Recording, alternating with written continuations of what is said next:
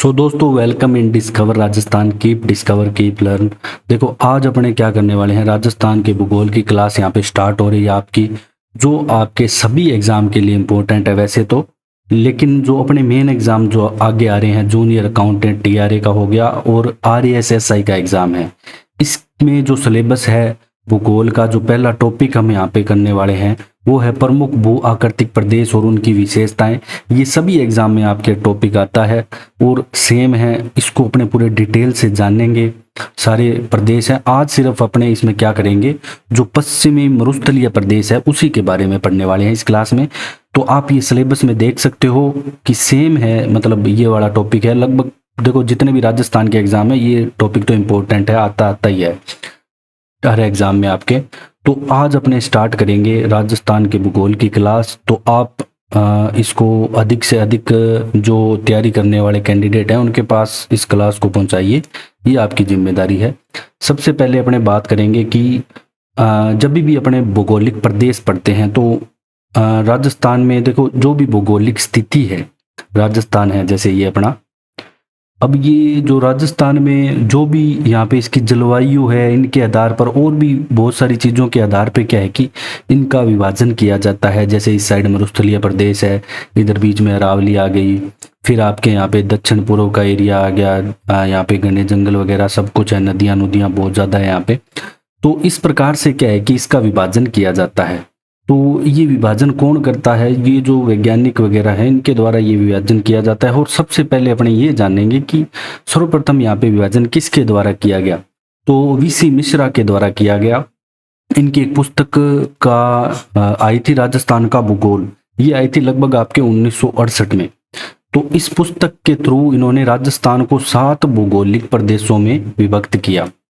अब देखो, आपको एग्जाम में ये पूछा जाएगा कि प्रोफेसर वीसी मिश्रा के अनुसार राजस्थान को कितने भूगोल, या प्रोफेसर वीसी मिश्रा ने राजस्थान को कितने भौगोलिक प्रदेशों में विभाजित किया, तो आपका आंसर रहेगा 7। ये क्वेश्चन बहुत बार आ चुका है। तो अब अपने जानेंगे कि इन्होंने कैसे कैसे यहाँ पे विभाजन किया। देखो, सर्वप्रथम देखो यहाँ पे इन्होंने पश्चिमी शुष्क प्रदेश के बारे में बताया कि जो पश्चिमी शुष्क प्रदेश है राजस्थान में, जो शुष्क रेगिस्तानी मैदान जहाँ पे वर्षा, मतलब वर्षा के आधार पर थोड़ा 15 से 25 सेंटीमीटर वर्षा होती है, जो समवर्षा रेखाएं हैं उनके बारे में भी मैं आगे आपको बताऊंगा। आप क्लास में अंत तक बने रहिए, आपकी क्लास बहुत काम आने वाली है। इसमें इन्होंने जो जिले ऐड किए वो जैसलमेर, बाड़मेर और दक्षिण पूर्व का एरिया बीकानेर, जोधपुर। ठीक है, इतना आपको डीप में नहीं जाना, सीधा ये याद रखना 7 प्रकार थे, कौन कौन से थे ये आपसे पूछा जा सकता है। तो अर्ध शुष्क प्रदेश, इसमें जालोर, पाली, नागौर, सीकर, झुंझुनू, वही जो अपने अर्ध शुष्क में गिनते हैं। फिर नहरी क्षेत्र, नहरी क्षेत्र में मेन देखो गंगानगर आएगा, हनुमानगढ़ आएगा और बीकानेर। यहाँ पे नहरी क्षेत्र क्या है कि इसने ऐड किया है उस आधार पे, किस पे कि जब वो अपनी इंदिरा गांधी नहर का काम स्टार्ट हो गया था। और अरावली प्रदेश की बात करें तो उदयपुर, दक्षिण पाली, सिरोही, पश्चिम डूंगरपुर, ये क्षेत्र इन्होंने अरावली का लिया है, क्योंकि मुख्य रूप से अच्छे से जो विस्तृत है रूप से इन्हीं क्षेत्रों में अरावली पर्वतमाला फैली हुई है। फिर जो पूर्वी कृषि औद्योगिक प्रदेश, जयपुर, अजमेर, माधोपुर, भीलवाड़ा, ये पूर्व के जितने भी जिले हैं पूर्वी कृषि औद्योगिक प्रदेश नाम दिया है। अनाज भी सबसे ज़्यादा यहीं होता है क्योंकि नवीन जलोढ़ मृदा यहाँ पे पाई जाती है, इसका ये मुख्य रीजन है। फिर बात करते हैं दक्षिण पूर्वी कृषि प्रदेश की। ठीक है, इसमें अपने आ जाता है देखो कोटा, झालावाड़, डूंगरपुर, बांसवाड़ा, यही। ठीक है, विंध्यन व लावा का पठार, वार्षिक वर्षा 50 सेंटीमीटर से अधिक, मेन वर्षा लिया है इन्होंने। फिर चंबल, बीएड आगे, ये स्वामीमाधोपुर, धौलपुर है, धौलपुर में सर्वाधिक बीएड पाए जाते हैं। ठीक है, तो ये 7 प्रकार से वीसी मिश्रा ने विभाजन किया। आप कुछ ना याद रहे तो इतना जरूर याद रख लेना कि 7 वीसी मिश्रा ने राजस्थान के भौतिक प्रदेशों को 7 भागों में विभाजित किया था, भौगोलिक प्रदेशों को, इतना आप याद रख सकते हो। ठीक है, फिर इसके बाद क्या आता है, फिर रामलोचन सिंह करते हैं विभाजन। ठीक है, इनकी पुस्तक आती है वॉल्यूम्स इंडिया ए रीजनल ज्योग्राफी। ये क्या करते हैं, 2 तो वृहत प्रदेशों में, 4 उप प्रदेशों में और 12 लघु प्रदेशों में, इस प्रकार से इनका विभाजन किया जाता है। राजस्थान का बहुत ही बड़े लेवल पे, मतलब बहुत ज्यादा भागों में ये बांट देते हैं। अब अपने देखो, धरातलीय दृष्टि से राजस्थान में स्पष्ट रूप से 4 प्रदेश हैं। ठीक है, जो अपने एग्जाम की दृष्टि से पढ़ते हैं, मेन यही है जो अपने पढ़ते हैं। पश्चिमी मरुस्थलीय प्रदेश जो आज अपने पढ़ेंगे तो ये 1 सेकंड, पश्चिमी मरुस्थलीय प्रदेश हो गया, अरावली पर्वतीय प्रदेश हो गया, पूर्व का मैदान, दक्षिण पूर्वी पठारी प्रदेश। मेन अपने इन्हीं के अकॉर्डिंग पढ़ते हैं, जो भी अपने एग्जाम में क्वेश्चन आते हैं वो इन पे बेस्ड आते हैं। लेकिन इससे पहले दोस्तों अपने क्या है कि जो पश्चिमी मरुस्थलीय प्रदेश है, फिर इसका डिवाइडेशन दे रखा है कि इसको शुष्क, रेतीले, लूणी, जवाई, ये मैं आपको डिटेल से पढ़ाऊंगा अभी आगे, पूरा अच्छे से एक एक चीज को जानेंगे। शुष्क, रेतीला, लूणी, जवाई। इससे पहले अपने ये जानेंगे कि जो राजस्थान का है पश्चिमी मरुस्थलीय प्रदेश है, इसका विस्तार किस हिसाब से है। अगर अक्षांशीय और देशांतरीय विस्तार की हम बात करें तो उसके बारे में जानेंगे। आज हम सिर्फ पश्चिमी मरुस्थलीय प्रदेश के बारे में पढ़ रहे हैं, ठीक है। इसका अक्षांशीय विस्तार आपके दोस्तों आ जाता है 25 डिग्री उत्तरी से 30 डिग्री उत्तरी अक्षांश, ठीक है। और देशांतरीय आएगा 69 डिग्री 30 मिनट पूर्वी से 70 डिग्री 45 मिनट पूर्वी देशांतर। उत्तरी उत्तरी, पूर्वी पूर्वी, तो ये डाटा आप याद रख सकते हो। 25 डिग्री उत्तरी से 30 डिग्री उत्तरी। राज्य के जो कुल क्षेत्रफल के 2/3 भाग पे अपना ये जो मरुस्थल है विस्तृत है, और लगभग 61% पे विस्तृत है। राज्य के कुल क्षेत्रफल के प्रतिशत की बात करें और भाग की बात करें तो 2/3 भाग पे है, सभी को पता है ये तो। अब अपने बात करेंगे कि थोड़ा सा इसके बारे में जान लेते हैं। देखो ये वैसे तो दोस्तों क्या है कि जैसे अपने जो विश्व के मरुस्थल है वहां से रेत स्थानांतरित होती ऐसे, मतलब वैसे तो यहाँ पे पहले भी समुद्र वगैरह थे अपने, जब अगर पुराने टाइम की अगर हम बात करें, ठीक है, जो ये मरुस्थलीय प्रदेश है पहले यहाँ पे समुद्र वगैरह थे। इसके अवशेष के रूप में यहाँ पे खारी झीलें भी पाई जाती है, आपने देखा होगा, ठीक है। सांबर हो गई, ये सारे इसी के अवशेष ही हैं। तो ये विश्व का 17वां सबसे बड़ा उपोष्ण और की दृष्टि से 9वां सबसे बड़ा मरुस्थल है। विश्व का वैसे सबसे बड़ा देखा जाए तो जो अपना थार का मरुस्थल है राजस्थान का 17वां सबसे बड़ा है, और उपोष्ण की दृष्टि से देखा जाए तो 9वां सबसे बड़ा है। और देखो अपने भारत में है ना 142 डेजर्ट जोन है, अपने पूरे भारत में 142 डेजर्ट जोन है या ब्लॉक जिसे कह सकते हैं, जिसमें से 85 ब्लॉक है ना सिर्फ राजस्थान में है। तो ये भी आप डाटा याद रख सकते हो कि 142 डेजर्ट ब्लॉक में से 85 ब्लॉक अकेले राजस्थान में है। तो भारत में कितने हैं 142। समुद्र तल से ऊंचाई की बात करें तो 150 से 300 मीटर तक इस एरिया की जो अपना पश्चिमी मरुस्थलीय प्रदेश है इसकी ऊंचाई आ जाती है।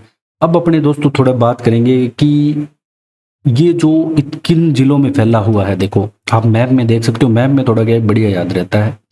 तो ये लगभग 12 जिलों में फैला हुआ है। कितने 12 जिलों में यहाँ पे फैला हुआ है। अब देखो दोस्तों ये जो पश्चिमी मरुस्थलीय प्रदेश है पहले था 33 सागर का भाग। किसका भाग था 33 सागर का, ये चीज अपने को याद रखनी है। और ये इसका निर्माण कौन से युग में हुआ तो परमो कार्बोनिफेरस युग में इसका निर्माण होता है थार के मरुस्थल का। और ये चीज हमने पहले भी पढ़ी है, जब जो पेंजिया था, पृथ्वी एक पूरा पेंजिया था, मतलब सारे इससे जो कॉन्टिनेंट है वो जुड़े हुए थे।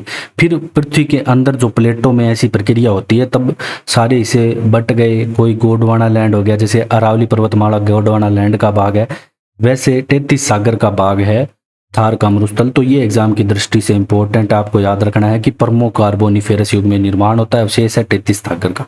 अब अपने बात करते हैं दोस्तों, ये 12 जिलों में फैला हुआ है। आपके एग्जाम में आए तो आपको यही करना है, 12 जिलों में फैला हुआ है।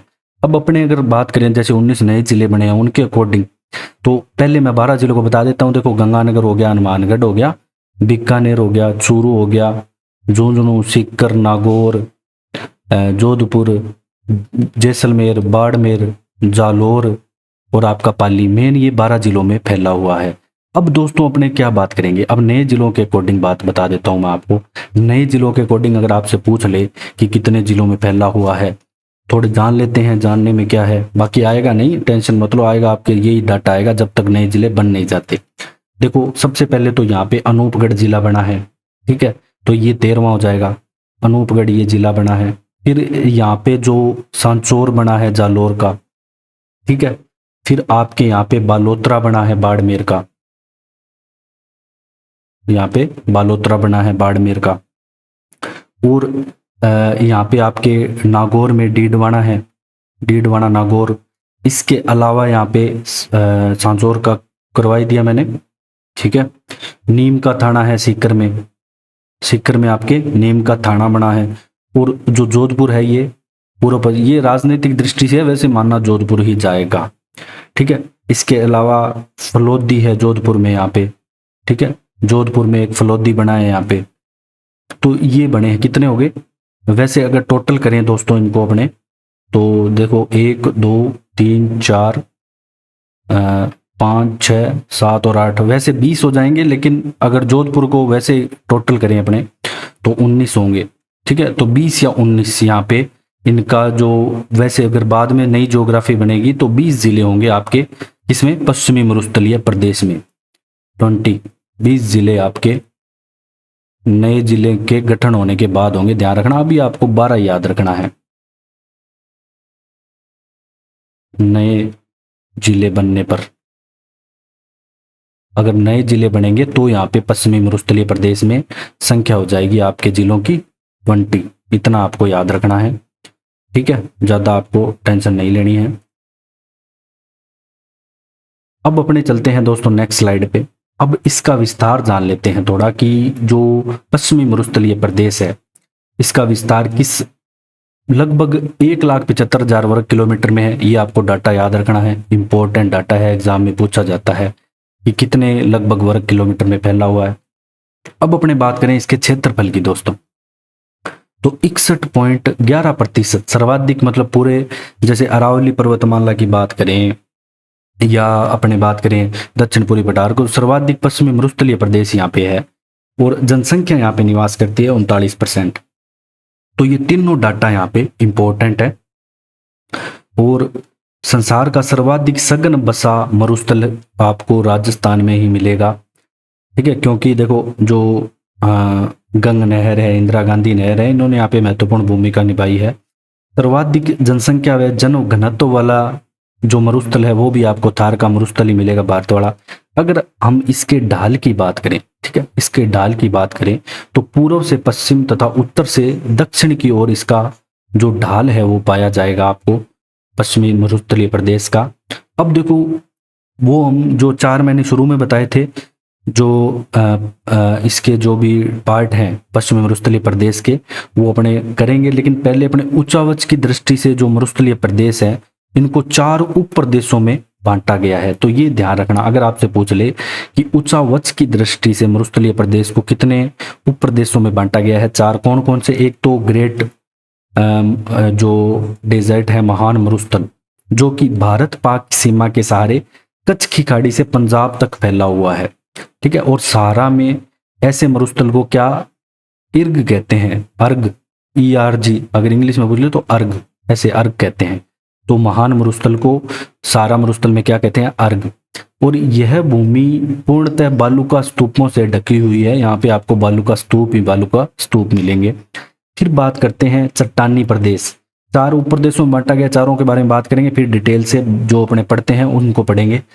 तो रॉकी डेजर्ट, इसमें क्या है कि यह बाड़मेर, जैसलमेर, पोखरण, रामगढ़ और बीकानेर के मध्य चट्टानों के रूप में विस्तृत है। तो ये प्रदेश आपको कहाँ पे मिलेगा, चट्टानी, बाड़मेर, जैसलमेर में जो पोखरण, रामगढ़ है, और बीकानेर, बाड़मेर से बीकानेर के मध्य, याद रख लेना सीधा। और ऐसे मरुस्थल को हम मादा कहते हैं, क्या कहते हैं, हम मादा। और यह बालू का मुक्त प्रदेश है। ठीक है, यहाँ पे चट्टानी प्रदेश है, इसके बारे में आगे भी हम डिटेल से पढ़ेंगे, जिसे बालू का स्तूप मुक्त बोलेंगे। सेम वही चीज है, बस इन्हें उच्चावच की दृष्टि से बांधा गया है, तो हम पढ़ते हैं ऐसे। फिर लघु मरुस्थल की अगर हम बात करें दोस्तों, तो यह प्रदेश चट्टानी प्रदेश के पूर्व में विस्तृत है। जो भी हमने अभी पीछे चट्टानी प्रदेश देखा, उसके पूर्व साइड में जाओगे तो कच्छ के रण से बीकानेर की महान मरुभूमि लघु मरुस्थल कहलाती है। अर्ध शुष्क प्रदेश हमने पढ़ाई था, लूणी बेसिन और शेखावटी जो बेसिन है, जो लूणी नदी का बहाव क्षेत्र है, और उसके ऊपर जस्ट शेखावटी का है। मैप में हम देखेंगे अच्छे से आगे। मैप में क्या है कि थोड़ा चीजें समझना आसान रहता है। अब हम बात करेंगे, देखो सबसे पहले शुष्क रेतीला अथवा मरुस्थलीय प्रदेश। ठीक है, सबसे पहले अपने शुष्क मरुस्थलीय प्रदेश के बारे में पढ़ेंगे। और ठीक है, और इसके बारे में पढ़ने से पहले देखो सबसे पहले आपको ये जानना होगा कि ये 25 सेंटीमीटर जो आपकी समवर्षा रेखा है, मैप में आप देख सकते हैं, ये देखो 25 सेंटीमीटर की आपको समवर्षा रेखा दिख रही होगी। ये 50 सेंटीमीटर की समवर्षा रेखा है। ये क्या है कि राजस्थान को 2 भागों में बराबर डिवाइड करती है। अब 25 सेंटीमीटर की रेखा से इस साइड जितने भी जिले हैं ना, ये सारे जिले आपको मिलेंगे शुष्क अथवा रेतीले मरुस्थलीय प्रदेश में। ठीक है, कहाँ मिलेंगे? शुष्क और रेतीले मरुस्थलीय प्रदेश में आपको मिलेंगे। और कौन कौन से जिले आते हैं? बाड़मेर, जैसलमेर, बीकानेर, जोधपुर और चूरू, इतने ही जिले यहाँ पे आते हैं। 5 जिले, बाड़मेर, जैसलमेर, बीकानेर, जोधपुर और चूरू। अगर नए जिले अगर ऐड हो जाते हैं यहाँ पे, नए अगर ज्योग्राफी की बात करें तो एक तो यहाँ पे अनूपगढ़ आ जाएगा, अगर एक अनूपगढ़ आ जाएगा, और यहाँ पे आपके आ जाएगा एक फलोदी। तो यहाँ पे 5 की जगह ये 7 हो जाएंगे। ठीक है, तो ये भी इंपॉर्टेंट है। और यहाँ पे बालू का स्तूपों से जो आच्छादित क्षेत्र है वो 58.50% है लगभग, मतलब 58.50% इस क्षेत्र में जो इतना एरिया दिख रहा है, इसमें मतलब इतने इतने एरिया में है ना, ये जो लाइन मैं कह रहा हूँ, इतने इतने एरिया में आपको, वैसे अप्रोक्स बता रहा हूँ, ऐसे नहीं कि इतना इतना फिक्स है इधर कुछ नहीं पाया जाएगा, वैसे बता रहा हूँ कि 50-60% क्षेत्र में यही मिलेगा आपको, बालू का स्तूप यहाँ पे मिलेंगे। ठीक है, और अब आपको थोड़ा मैप से समझ आ गया होगा कौन कौन से जिलों में जो शुष्क रेतीला और मरुस्थलीय प्रदेश फैला हुआ है। ठीक है, अब थोड़ा बालू का स्तूप युक्त प्रदेश के बारे में जानेंगे कि जो बालू का स्तूप युक्त प्रदेश है, इस क्षेत्र में मैकी ने 1979 में निम्न बालू का स्तूप बताया। अब बालू का जो स्तूप है यहाँ पे उनके बारे में जानेंगे, कौन कौन से प्रकार के बालू का स्तूप यहाँ पे पाए जाते हैं। ठीक है, और शुष्कता के आधार पर ये अपने जो विभाजन वगैरह हैं ये पढ़ रहे हैं। पहले रेतीला शुष्क मैदान पढ़ रहे हैं जिसमें बालू का स्तूप युक्त पढ़ेंगे, फिर मुक्त पढ़ेंगे। तो पहले अपने बालू का स्तूपों के बारे में जानेंगे।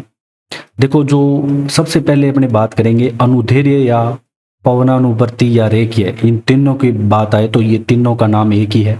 पवनानुवर्ती, पवन के दिशा में बालू का स्तूप। ठीक है, और ऊंचाई इनकी लगभग होती है 10 से 60 मीटर अनुदैर्ध्य की। अनुदैर्ध्य को देखो लॉन्गिट्यूडनल होते हैं, और लॉन्गिट्यूडन या लीनियर सैंड ड्यून्स भी इन्हें बोलते हैं, और लंबवत समांतर श्रेणी में होते हैं, हवा की बहाव की दिशा के अनुरूप बनते हैं। तो ये वाला पॉइंट है ना यहाँ पे इंपॉर्टेंट है दोस्तों, कि ये हवा के बहाव की दिशा के अनुरूप बनते हैं। जो ये बालू का स्तूप है कैसे बनेंगे? हवा की बहाव की दिशा के अनुरूप बनेंगे। और देखो ये जैसे रेत है, अब यहाँ पे हवा चली तो ऐसे इस टाइप में यहाँ पे बन जाएंगे कुछ। तो ये अनुदैर्ध्य पवनानुवर्ती बालू का स्तूप है। अभी आपको इमेज में भी देखने को मिल सकते हैं। देखो 3 प्रकार के हैं ये, शीफ वनस्पति युक्त और पवन विमुख। ये देख सकते हो, ये सारे ऐसे देखो बन रहे हैं पवनानुवर्ती सीधे सीधे। अब मेन आपके एग्जाम की दृष्टि से इंपॉर्टेंट चीज यहाँ पे क्या आ जाती है, वो आती है कि राजस्थान में कहाँ पाए जाते हैं। ये बार बार पूछा जाता है। अगर अनुदैर्ध्य पूछ ले तो जैसलमेर के दक्षिण पश्चिम और रामगढ़ के दोनों जैसलमेर में, और जोधपुर और बाड़मेर में पाए जाते हैं। देखो इसके जो राजस्थान में कहाँ पाए जाते हैं, आगे जो आएगा आपका बरखान, उसमें क्वेश्चन ज्यादा आते हैं। अब नेक्स्ट बरखान, ये मोस्ट इंपॉर्टेंट है बरखान। तो 1 सेकेंड, ये मोस्ट इंपॉर्टेंट है बरखान, तो आपको याद करके करके जाना है। ये बहुत बार एग्जाम में आता है। इसे कई बार बरछान भी लिख दिया जाता है, ऐसे बरछान ऐसा भी लिखा सकता है, ध्यान रखना। और इसे अर्धचंद्राकार बालू का स्तूप भी कहते हैं। इसकी ऊंचाई होती है 10 से 20 सेंटीमीटर, 100 से 200 सेंटीमीटर इसकी लगभग चौड़ाई होती है। और ये गतिशील और विनाशी होते हैं, नवीन बालू का युक्त होते हैं। पवन की दिशा की ढाल तो मंद होती है, लेकिन विपरीत दिशा में इनकी ढाल तीव्र होती है। ठीक है, अब ये चीज इंपॉर्टेंट नहीं थी, इसमें इंपॉर्टेंट ये है कि ये कहाँ पाए जाते हैं। ये एग्जाम में हजारों बार प्रश्न आ चुका है आपके। ये देख सकते हो आप अर्धचंद्राकार, ये आप फोटो में देख सकते हो कि जो बरखान बालू का स्तूप है कैसे दिखते हैं। और भालेरी चूरू में पाए जाते हैं, जैसलमेर, सीकर, सूरतगढ़, गंगानगर में, लूणकंसर में, करणी माता में, देशनोक। ये पूछा गया है आपके, ऐसे ऑप्शन दे दिए कि बालेरी, चूरू, देशनोक 3, 4, फिर बदल 1, 2 में पाए जाते हैं, 1, 2, 3 में पाए जाते हैं, ऐसे आपके क्वेश्चन आया है। तो ओसियां, जोधपुर, ये 4 तो जरूर याद रखने आपको। कौन से? बालेरी, चूरू, देशनोक, सूरतगढ़, ओसियां, जोधपुर और करणी माता। ठीक है, तो ये सारी चीजें आपको याद रखनी है बरखान के बारे में। अब हम बात करेंगे दोस्तों अनुप्रस्थ बालू का स्तूप। अनुप्रस्थ को कहते हैं अपने ट्रांसवर्स, ठीक है, क्या बोलते हैं अनुप्रस्थ को? ट्रांसवर्स, ट्रांसवर्स सैंड ड्यून्स भी बोलेंगे अपने। और कैसे बनता है? वायु की दिशा के समकोण पर। अब आपसे एग्जाम में बार बार यही पूछा गया है यहाँ पे। जो अनुप्रस्थ की बात करें, पहले हमने अनुदैर्ध्य पढ़ा था, तो अनुदैर्ध्य और अनुप्रस्थ में थोड़ा कंफ्यूजन नहीं होना, क्लियर करके चलना है कंफ्यूजन। समकोण की जब भी बात आएगी तो आपको अनुप्रस्थ बनेगा। ठीक है, वायु की दिशा के समकोण पर बनने वाले बालू का स्तूप, ऐसे क्वेश्चन आएगा आपका। तो अनुप्रस्थ बालू का स्तूप, इसका निर्माण दीर्घ काल तक हवा के एक ही दिशा में, मतलब टाइम लगता है इन्हें बनने में। अब बात करते हैं राजस्थान में कहाँ पे मिलेंगे आपको। ये देख सकते हो आप अनुप्रस्थ बालू का स्तूप, और ये पुगल, बीकानेर, रावसर, हनुमानगढ़, सूरतगढ़, गंगानगर, चूरू और झुंझुनू में आपको मिलेंगे। तो ये रावसर, हनुमानगढ़ जरूर याद रखना आप, ये इंपॉर्टेंट है। फिर बात करते हैं दोस्तों तारा बालू का स्तूप की। इसकी ऊंचाई लगभग 10 से 25 मीटर होती है। इसकी देखो, तारा है तो तारे की बहुत सारी दिशाएं होती हैं। वैसे ये अलग अलग दिशाओं में निकले होते हैं, फोटो में आप देख सकते हो अलग अलग दिशा में निकले हुए हैं तारा बालू का स्तूप। एक से अधिक भुजाएं हवा की दिशा की ओर निकली होती है। जैसलमेर के सोनगढ़, पोखरण में, गंगानगर के सूरतगढ़ में। तो ये सूरतगढ़ वाला इंपॉर्टेंट है, ये याद रखना तारा बालू का स्तूप के लिए। निर्माण इनका संश्लिष्ट व अनियमित पवनों के क्षेत्र में होता है और ये श्रृंखलाबद्ध पाए जाते हैं। इमेज में भी आप देख सकते हो, बिल्कुल सीरीज में आपको मिल रहे हैं ये तारा बालू का स्तूप। अगर आपको तारा स्तूप देखने हैं तो आप सूरतगढ़ आ सकते हो। देखो परवलिक बालू का स्तूप, पैराबोलिक। अब देखो परवलिक बालू का स्तूप, पैराबोला की संरचना कैसी होती है? देखो जब भी अपने किसी ने मैथ पढ़ी होगी तो देख सकते हो, ऐसा होता है कुछ पैराबोला आपका। ठीक है, ऐसा होता है कुछ आपका पैराबोला। तो ऐसी स्ट्रक्चर होती है इसकी, फोटो में भी आप देख सकते हो, ऐसे यहाँ पे स्ट्रक्चर आ रही है। ठीक है, अब बड़ी वनस्पति के अवरोध से बनते हैं ये, और महिलाओं के बालों के पिन जैसी आकृति होती है। ये मैंने यहाँ पे क्यों लिखा, तो ये पूछा जाता है कि महिलाओं के बालों के पिन जैसी आकृति के बालू का स्तूप कौन से हैं? तो पैराबोलिक, परवलयिक हैं। इनका वक्र होता है पवनानुमुख, ढाल पवन विमुख होता है। जोधपुर, झुंझुनू, नागौर में ये मुख्यतः आपको मिलेंगे पैराबोलिक। अब अपने बात करेंगे नेटवर्क रेत के टीले। देखो थार के मरुस्थल के उत्तर पूर्व भागों में ये पाए जाते हैं। ये मेन क्या होता है, अनुप्रस्थ और अनुदैर्ध्य के मध्य में बनते हैं, और रेखीय अनुप्रस्थ व पैराबोलिक के पार्श्वों पर विस्तृत जोत क्षेत्र में बनते हैं, मतलब उनके आसपास बनते हैं। अनुप्रस्थ, अनुदैर्ध्य इनके आसपास आपको मिलेंगे। निर्माण मंद वायु अत्यधिक दिशा विहीनता के में होता है। अब अपने बात करेंगे दोस्तों नेक्स्ट अवरोधी बालू का स्तूप की। देखो अवरोधी का नाम से स्पष्ट है, किसी चीज का अवरोध हो रहा है। अवरोध किसका हो रहा है? बड़ी वनस्पति का, बड़ी वनस्पति का, भवनों का।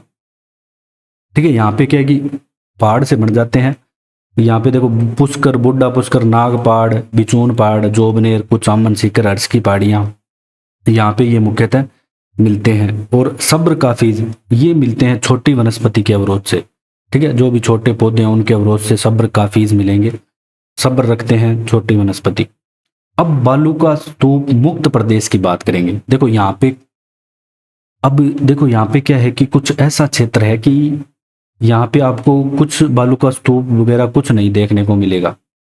ये जो एरिया है मेन जैसलमेर में है, थोड़ा बहुत यहाँ पे आपके बाड़मेर, जोधपुर में आएगा। मेन यहाँ पे ये जैसलमेर में ही है मुख्य रूप से। अगर पूछा जाए बालू का स्तूप मुक्त प्रदेश कहाँ पे है, जैसलमेर में है, और जैसलमेर के पूर्व में है। और बालू का स्तूपों का यहाँ पूर्णतः अभाव है। 41 से 42% भाग पर स्थित है ये रेतीले मैदान के। यहाँ पे क्या है कि पुराने जीवाश्म में मिले हैं। ओकिल वुड फॉसिल पार्क भी यहाँ पे है दोस्तों। इसीलिए यहाँ पे क्या है कि इसे क्षेत्र को बालू का स्तूप मुक्त प्रदेश घोषित किया गया है। अवसादी यहाँ पे परतदार चट्टानों से ढका हुआ है। यहाँ पे चट्टानें मिली है पथरीली, जो कि टर्सरी काल से लेकर प्लिस्टोसीन काल की मानी जाती है, जब इनकी कार्बन डेटिक पद्धति से उम्र निकाली गई तो। और इसमें चूने की चट्टानें हैं मैक्सिमम मुख्य रूप से। और ओकलवुड फॉसिल पार्क भी है, इसका विशिष्ट उदाहरण है। ठीक है, जो आपके बालू का स्तूप मुक्त प्रदेश है इसका विशिष्ट उदाहरण है। और अब क्या होता है कि इस प्रदेश में आपको दोस्तों क्या है कि और भी चीजें मिलेगी। जैसे ये 2 बालू का स्तूप है। अब यहाँ पे खाली जगह पड़ी हुई है ना, निम्न भूमि है ये, इसको बोलते हैं रन, टाट या डांड। ठीक है, ये तीनों एक ही बात है। और सबसे ज़्यादा रन आपको मिलेंगे कहाँ पे, जैसलमेर में। इन रन के नाम दे रखे हैं बरमसर, कनौड़, भाकरी, लवा, पोखरण, ये सारे जैसलमेर में है। बापरन आपका जोधपुर में है। और थोबरन जो बाड़मेर में है, ये क्षेत्रफल की दृष्टि से सबसे बड़ा क्या है, रन है। अब मान लो इन रन में पानी भर जाए, पानी भर गया तो इन्हें बोलेंगे पलाया। तो सर्वाधिक पलाया झीलें भी आपको कहाँ मिलेंगी, जैसलमेर में ही मिलेंगी। तो ये बात भी आपके एग्जाम की दृष्टि से इंपॉर्टेंट है, आपको याद रखनी है। अब अपने बात करेंगे दोस्तों अर्ध शुष्क स्टेपी मैदान या बांगर प्रदेश की। दूसरा प्रदेश जो हम पढ़ेंगे, लगभग ये 75,000 वर्ग किलोमीटर क्षेत्र में फैला हुआ है। इसके बारे में मैं आपको बताऊंगा आगे मैप में। 25 सेंटीमीटर समवर्षा रेखा के रेतीली भूमि व अर्ध शुष्क मैदान को विभाजित करती है।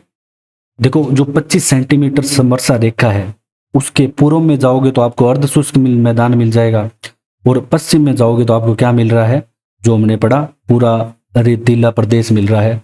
ये संक्रमणीय अथवा परिवर्ती जलवायु प्रदेश कहलाता है। ये इंपॉर्टेंट है दोस्तों कि जो संक्रमणीय या परिवर्ती जलवायु प्रदेश किसे कहते हैं, अर्ध शुष्क स्टेपी मैदान या बांगर प्रदेश को।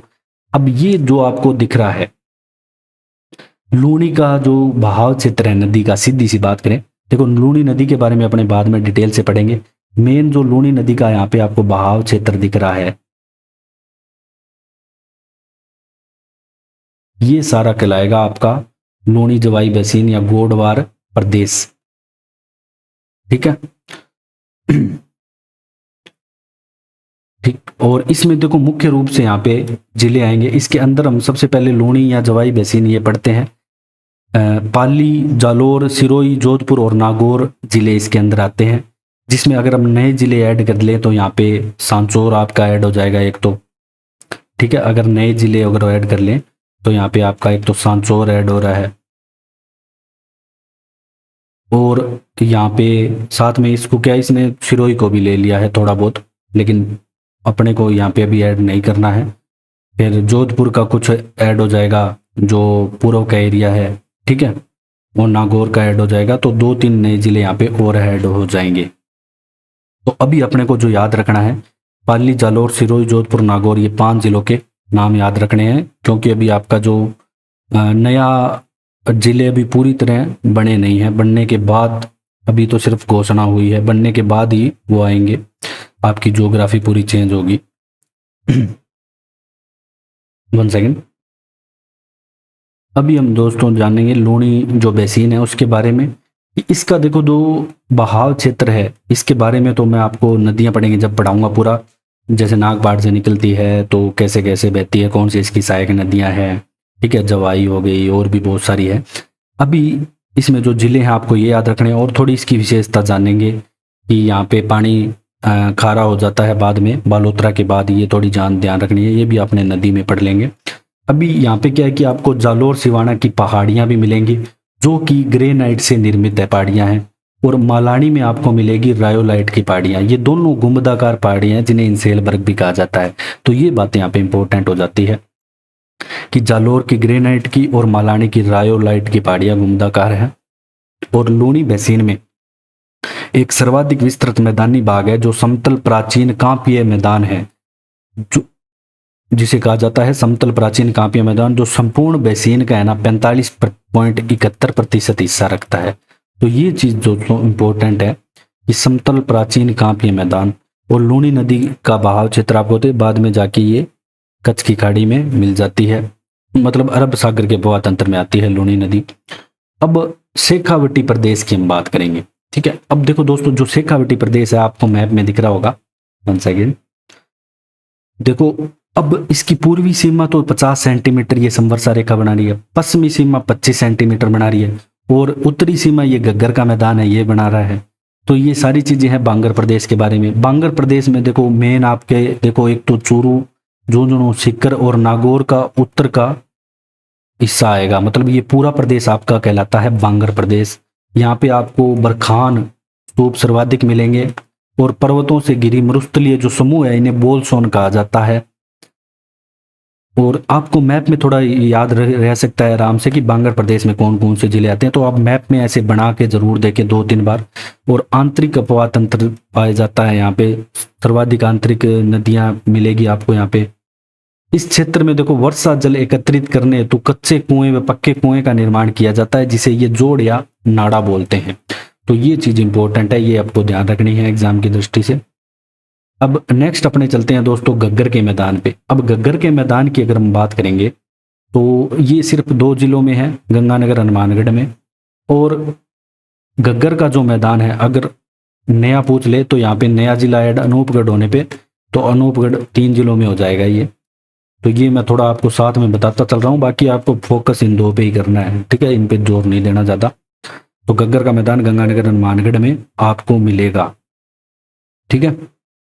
तो ये जो आपका वर्गीकरण है यहाँ पे, जो भी पश्चिमी मरुस्थलीय प्रदेश है इसको हमने कंप्लीट किया है, ठीक है, जिसमें हमने क्या क्या देखा। देखो सबसे पहले के अर्धशुष्क में हमने 4 हिस्से में पढ़ा कि लूणी जवाई बेसिन, शेखावटी प्रदेश, गग्गर का मैदान, और एक और इसमें ऐड होता है, बाकी वो अलग से चीज वो सेम ही है दोस्तों, नागौर उच्च भूमि पढ़ते हैं, ठीक है। उसमें जो झीलें पाई जाती है, लवणीय झीलें जहाँ पे नमक निकाला जाता है, उनके बारे में बताया गया है। तो वो भी इसके अंदर होगा, थोड़ा आप लिख सकते हो उसके बारे में भी यहाँ पे लिख देता हूं मैं। तो चौथा इसके अंदर जो डिवाइड है वो नागौर की उच्च भूमि है, नागौर की उच्च भूमि।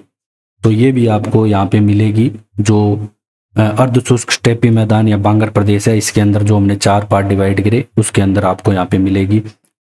ये भी आपके 33 सागर का ही भाग है, ये पूरा पश्चिमी मरुस्थलीय प्रदेश हमने पढ़ा। अगर आपको दोस्तों हमारा कंटेंट पसंद आया तो आप शेयर सब्सक्राइब जरूर करें। डिस्कवर राजस्थान को, जो बालू का स्तूप है हमने ये जाने, ठीक है। और जो अभी हमने देखो सबसे पहले स्टार्ट किया था, 1 सेकेंड, हाँ, तो ये पश्चिमी मरुस्थलीय प्रदेश है, ये हमने यहाँ पे कंप्लीट कर लिया। नेक्स्ट लेक्चर में अरावली पर्वतीय प्रदेश, पूर्व का मैदान और दक्षिण पूर्वी पठारी, ये अलग अलग क्लास में करेंगे। अगर आपको दोस्तों हमारा कंटेंट पसंद आया तो आप शेयर सब्सक्राइब जरूर करें। So thanks for joining discover Rajasthan.